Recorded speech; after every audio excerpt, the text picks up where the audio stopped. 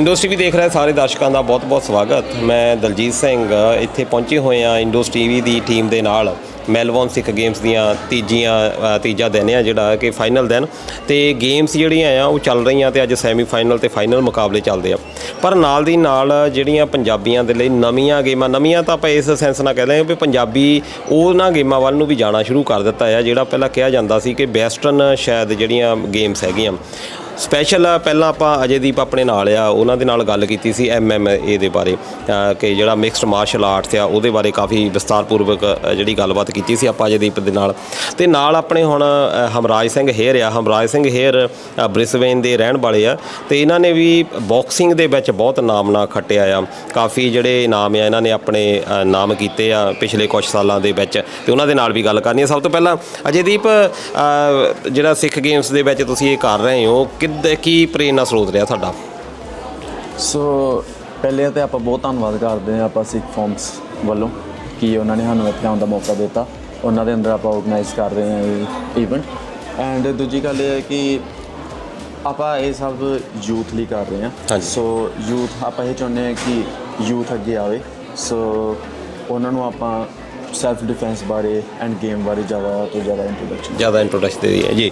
ਅਤੇ ਹੁਣ ਆਪਾਂ ਹਮਰਾਜ ਸਿੰਘ ਹੇਅਰ ਦੇ ਨਾਲ ਗੱਲ ਕਰਨੀ ਆ। ਹਮਰਾਜ, ਬਾਕਸਿੰਗ ਖਾਸ ਤੌਰ 'ਤੇ ਪੰਜਾਬੀਆਂ ਦੇ ਵਿੱਚ ਇੰਨੀ ਪੋਪੂਲਰ ਗੇਮ ਨਹੀਂ ਹੈਗੀ ਕਿ ਹੈ ਨਾ, ਬਹੁਤ ਘੱਟ ਆ, ਪਰ ਤੁਸੀਂ ਜਿਹੜਾ ਆ ਸਾਡਾ ਨਾਂ ਉੱਚਾ ਕੀਤਾ ਆ। ਅਤੇ ਇਹਦੇ ਵਿੱਚ ਡਰ ਵੀ ਬਹੁਤ ਹੁੰਦਾ, ਸ਼ਾਇਦ ਇਹ ਵੀ ਇੱਕ ਹੋ ਜਾਂਦਾ ਰੀਜ਼ਨ ਕਿ ਯਾਰ ਵੀ ਜਿਹੜੀ ਬਾਕਸਿੰਗ ਆ ਉਹ ਤਾਂ ਬਈ ਸਾਡੇ ਪੇਰੈਂਟਸ ਵੀ ਡਰਦੇ ਆ ਬਈ ਸੱਟ ਚੋਟ ਲੱਗਣ ਦਾ ਡਰ ਆ। ਫਿਰ ਤੁਹਾਡੇ ਮਨ ਦੇ ਵਿੱਚ ਕਿੱਦਾਂ ਆਈ ਵੀ ਮੈਂ ਇੱਧਰਲੇ ਪਾਸੇ ਨੂੰ ਆਉਣਾ?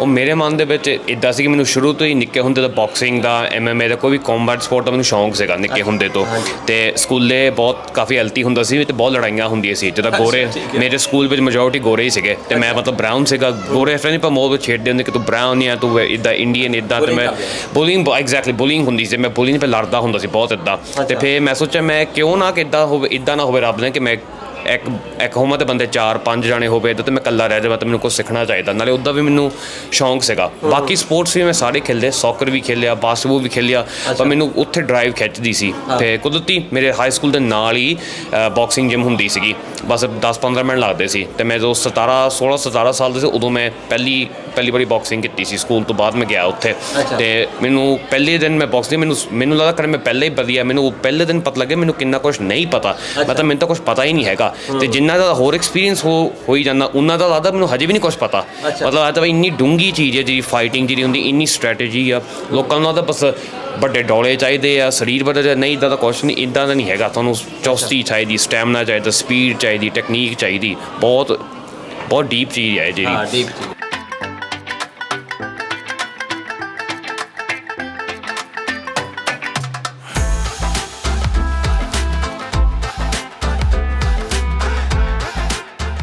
ਅਤੇ ਜਦੋਂ ਜਿੱਦਾਂ ਪਹਿਲਾਂ ਗੱਲ ਕੀਤੀ ਵੀ ਬੜੀ ਖਤਰਨਾਕ ਗੇਮ ਹੁੰਦੀ ਆ, ਜਦੋਂ ਤੁਸੀਂ ਸ਼ੁਰੂ ਵੀ ਕਰ ਲਈਏ, ਜਿੱਦਾਂ ਇਹ ਵੱਡੀ ਗੱਲ ਆ ਕਿ ਜਦੋਂ ਤੁਸੀਂ ਵਿੱਚ ਕਿਸੇ ਚੀਜ਼ ਦੇ ਪੈਂਦੇ ਆ ਤਾਂ ਉਹ ਲੱਗਣਾ ਸ਼ੁਰੂ ਹੋ ਜਾਂਦਾ ਵੀ ਨਹੀਂ ਵੀ ਆਹ, ਪਰ ਇਹਦਾ ਡਰ ਨਹੀਂ ਲੱਗਦਾ ਵੀ ਮੂਹਰੇ ਜਿੱਦਾਂ ਡੋਲਿਆਂ ਵਾਲਾ ਬੰਦਾ ਆ ਗਿਆ, ਇਹ ਪ੍ਰਭਾਵਿਤ ਤਾਂ ਕਰਦਾ ਹੋਣਾ ਜ਼ਰੂਰ?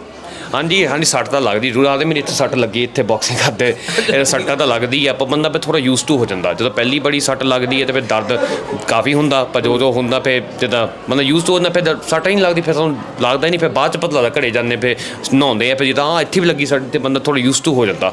ਹਾਂ, ਕਦੀ ਬਹੁਤ ਜ਼ਿਆਦਾ ਸੱਟ ਲੱਗਦੀ, ਜਾਂ ਬੋਡੀ 'ਤੇ ਜ਼ਿਆਦਾ ਲੱਗਦੀ, ਮੂੰਹ 'ਤੇ ਇੰਨਾ ਨਹੀਂ ਲੱਗਦੀ, ਅਤੇ ਇੱਦਾਂ। ਪਰ ਹਾਂ, ਜੋ ਤੁਸੀਂ ਕਹਿੰਦੇ ਸੀ ਮੰਮੀ ਡੈਡੀ ਤਾਂ ਨਹੀਂ ਲਾਈਕ ਕਰਦੇ ਇੱਦਾਂ, ਮਾਂ ਪਿਓ ਮੇਰੇ ਆਪ ਦੇ ਮੰਮੀ ਡੈਡੀ ਖੁਦ ਕਹਿੰਦੇ, ਹਜੇ ਵੀ ਕਹਿੰਦੇ ਆ ਕੀ ਲੱਗਾ ਖੇਲਣ, ਕੋਈ ਚਾਦੀ ਗੇਮ ਖੇਲਦਾ, ਸੌਕਰ ਖੇਲਦਾ, ਇਹ ਕੋਈ ਗੇਮ ਆ? ਐਵੇਂ ਮੂੰਹ ਹੱਥ ਭੰਨਦੇ ਆ ਇੱਦਾਂ। ਕਿ ਮੇਰੇ ਜਦੋਂ ਮੈਂ ਬਾਕਸਿੰਗ ਕੀਤੀ ਵੀ ਤਾਂ ਚਾਹੁੰਦੀ ਨਹੀਂ ਸੀ ਮੈਂ ਜਾਵਾਂ, ਚਾਹੁੰਦੀ ਸੀ ਕਿ ਮੈਂ 6 ਮਹੀਨੇ ਬਸ ਜਾਵਾਂ, ਮਾਰ ਜਿਹਾ ਸਿੱਖ ਲਵਾਂ ਅਤੇ ਬੈਚ ਛੱਡ ਦੇਵਾਂ। ਕਿਉਂਕਿ ਹਰ ਵੀਕ ਤਾਂ ਮੈਂ ਆਉਂਦਾ ਹੁੰਦੀ, ਰੋਜ਼ ਕਦੀ ਨੱਕ ਸਜਾ ਕੇ ਆ ਜਾਣਾ, ਕਦੀ ਅੱਖ ਸਜਾ ਕੇ ਆ ਜਾਣੀ ਇੱਦਾਂ। ਮੈਂ ਕਿਹਾ ਇਹ ਟ੍ਰੇਨਿੰਗ ਹੈ ਇੱਦਾਂ।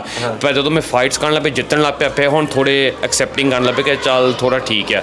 ਹਜੇ ਵੀ ਨਹੀਂ ਉਹਦਾ ਲਾਈਕ ਕਰਦੇ, ਪਰ ਠੀਕ ਆ। ਨਹੀਂ, ਚਲੋ ਇਹ ਪੇਰੈਂਟਸ ਨੂੰ ਹੁੰਦਾ ਹੀ ਆ। ਪਰ ਹੁਣ ਤੱਕ ਕੀ ਤੁਹਾਡੇ ਹਿੱਸੇ ਆਇਆ, ਕੀ ਇਨਾਮ ਜਿੱਤਿਆ ਤੁਸੀਂ? ਹਾਂਜੀ ਤਾਂ ਫਿਰ ਪਿਛਲੇ ਸਾਲ ਕਾਫੀ ਬਿਗ ਈਅਰ ਸੀਗਾ, ਬਹੁਤ ਫੋਕਸ ਕੀਤਾ। ਤਾਂ ਫਿਰ ਪਹਿਲਾਂ ਮੈਂ ਜਿੱਤਿਆ ਸੀ ਕੁਈਨਜ਼ਲੈਂਡ ਨੋਵਿਸ ਚੈਂਪੀਅਨਸ਼ਿਪ, ਜਿਹੜੀ ਸਟੇਟ ਚੈਂਪੀਅਨਸ਼ਿਪ ਦੀ ਨੋਵਿਸ, ਉਹ ਮੈਂ ਜਿੱਤੇ 80 ਕਿਲੋ ਕੈਟਾਗਰੀ 'ਚ। ਤਾਂ ਫਿਰ ਹੁੰਦਾ ਲਾਈਟ ਹੈਵੀ ਵੇਟ, ਮਤਲਬ ਵੇਟ ਦੇ ਹਿਸਾਬ ਨਾਲ ਕਰਦੇ ਹੁੰਦੇ। ਫਿਰ ਉਸ ਤੋਂ ਬਾਅਦ ਮੈਂ ਜਿੱਤਿਆ ਸੀ ਇਪਸਵਿਚ ਰੀਜਨਲ ਚੈਂਪੀਅਨਸ਼ਿਪ, ਕੁਈਨਜ਼ਲੈਂਡ ਦੇ ਵਿੱਚ ਆਈ ਥਿੰਕ ਸਬਬ ਹੁੰਦੀ ਹੈ ਸ਼ਹਿਰ, ਇਪਸਵਿਚ ਦੀ ਚੈਂਪੀਅਨਸ਼ਿਪ ਜਿੱਤੇ, ਰੀਜਨਲ ਚੈਂਪੀਅਨਸ਼ਿਪ। ਫਿਰ ਉਸ ਤੋਂ ਸਭ ਤੋਂ ਵੱਡਾ ਟੂਰਨਾਮੈਂਟ ਸੀਗਾ, ਉਹ ਸੀਗਾ ਨੈਸ਼ਨਲ ਗੋਲਡਨ ਗਲਵਸ ਚੈਂਪੀਅਨਸ਼ਿਪ। ਉਹ ਸੀਗੇ ਪੂਰਾ ਆਸਟ੍ਰੇਲੀਆ, ਨਿਊਜ਼ੀਲੈਂਡ, ਫੀਜੀ, ਨਰੂ, ਇੱਦਾਂ ਦੇ ਸਾਰੇ ਮੁਲਕ ਲੈ ਕੇ ਇਕੱਠੇ, ਬਹੁਤ ਵੱਡਾ ਟੂਰਨਾਮੈਂਟ ਸੀ। ਅਤੇ ਉਹਦੇ ਵਿੱਚ ਮੈਂ ਗੋਲਡ ਜਿੱਤਿਆ ਸੀ। ਅੱਛਾ, ਵਾਹ ਜੀ ਵਾਹ। ਦੇਖੋ ਵੀ ਮੁੰਡਾ ਹਮਰਾਜ ਸਿੰਘ ਹੇਅਰ, ਜਦੋਂ ਆਪਾਂ ਇੰਟਰੋਡਕਸ਼ਨ 'ਚ ਮੈਂ ਤਾਂ ਹੀ ਨਹੀਂ ਦੱਸਿਆ ਵੀ ਆਪ ਪਤਾ ਲੱਗੇ ਵੀ ਇਹ ਬੰਦਾ ਆਮ ਨਹੀਂ ਹੈਗਾ। ਜਿੱਦਾਂ ਜਦੀਪ ਨੇ ਕਿਹਾ ਬਈ ਜਿੱਦਾਂ ਗਾਹਾਂ ਪਤਾ, ਕਿਸੇ ਦਾ ਨਹੀਂ ਪਤਾ ਹੁੰਦਾ ਵੀ ਬੰਦਾ ਕੀ ਲੈ ਕੇ ਬੈਠਾ, ਅਤੇ ਕਾਫੀ ਵਧੀਆ ਇਹ ਸਪੋਰਟਸ ਦੇ ਵਿੱਚ ਕਰ ਰਿਹਾ।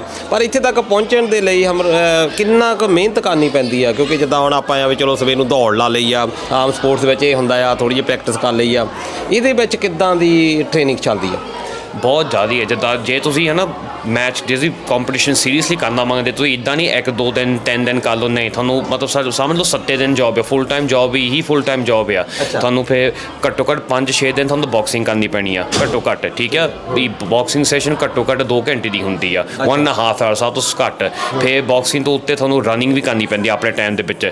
ਮੈਂ ਨੀਅਰਲੀ ਐਵਰੀ ਸੈਕਿੰਡ 5 ਕਿਲੋਮੀਟਰ ਦਾ 10 ਕਿਲੋਮੀਟਰ ਰਨਿੰਗ ਵੀ ਕਰਦਾ ਹੁੰਦਾ। ਫਿਰ ਵੀਕ ਚੈੱਕ ਬੜੀ ਵੇਟਸ ਵੀ ਚੱਕਣੇ ਹੁੰਦੇ, ਸਟਰੈਂਥ ਐਂਡ ਕੰਡੀਸ਼ਨਿੰਗ ਵੀ ਥੋੜ੍ਹੀ ਚਾਹੀਦੀ ਆ, ਅਤੇ ਸਾਰਾ ਕੁਝ ਰਿਕਵਰੀ ਵੀ ਜ਼ਰੂਰੀ, ਸੌਣਾ ਵੀ, ਬਾਹਰ ਲੇਟ ਨਹੀਂ ਜਾਣਾ, ਬਾਹਰ ਲੇਟ ਪਾਰਟੀ ਨਹੀਂ ਕਰਨੀ, ਇੱਦਾਂ ਨਹੀਂ ਕਦੇ ਜਾਣਾ, ਅਰਲੀ ਸੌਣਾ, ਛੇਤੀ ਉੱਠਣਾ, ਕਿਉਂਕਿ ਬੋਡੀ ਨੂੰ ਵੀ ਰਿਕਵਰੀ ਚਾਹੀਦੀ। ਇਹ ਨਹੀਂ ਕਿ ਸਾਰਾ ਦਿਨ ਟ੍ਰੇਨਿੰਗ ਕਰੋ, ਬਾਅਦ 'ਚ ਸਾਈਡ ਆ ਬੈਠੇ ਰਹੋ, ਘੁੰਮਦੇ ਫਿਰਦੇ, ਬੋਡੀ ਨੂੰ ਵੀ ਰੈਸਟ ਚਾਹੀਦੀ। ਤਾਂ ਫਿਰ ਬਹੁਤ ਹਾਰਡ ਆ। ਪਹਿਲੀ ਵਾਰੀ ਜਦੋਂ ਮੈਂ ਟਰਾਈ ਕਰਦਾ, ਮੈਂ ਫਾਈਟ ਕਰਦਾ, ਮੈਨੂੰ ਨਹੀਂ ਸੀ ਲੱਗਦਾ ਮੇਰੇ ਤੋਂ ਹੋਣਾ, ਕਿਉਂਕਿ ਮੈਂ ਕਰਨ ਲੱਗ ਪਿਆ ਸੀ। ਮੈਂ ਕਿਹਾ ਇਹ ਬਹੁਤ ਹਾਰਡ ਹੈ, ਮੈਂ ਕੰਮ 'ਤੇ ਵੀ ਜਾਂਦਾ, ਪੜ੍ਹਦਾ ਵੀ ਹੈ, ਯੂਨੀ ਵੀ ਜਾਂਦਾ, ਮੈਂ ਕਿਹਾ ਇਟਸ ਟੂ ਹਾਰਡ।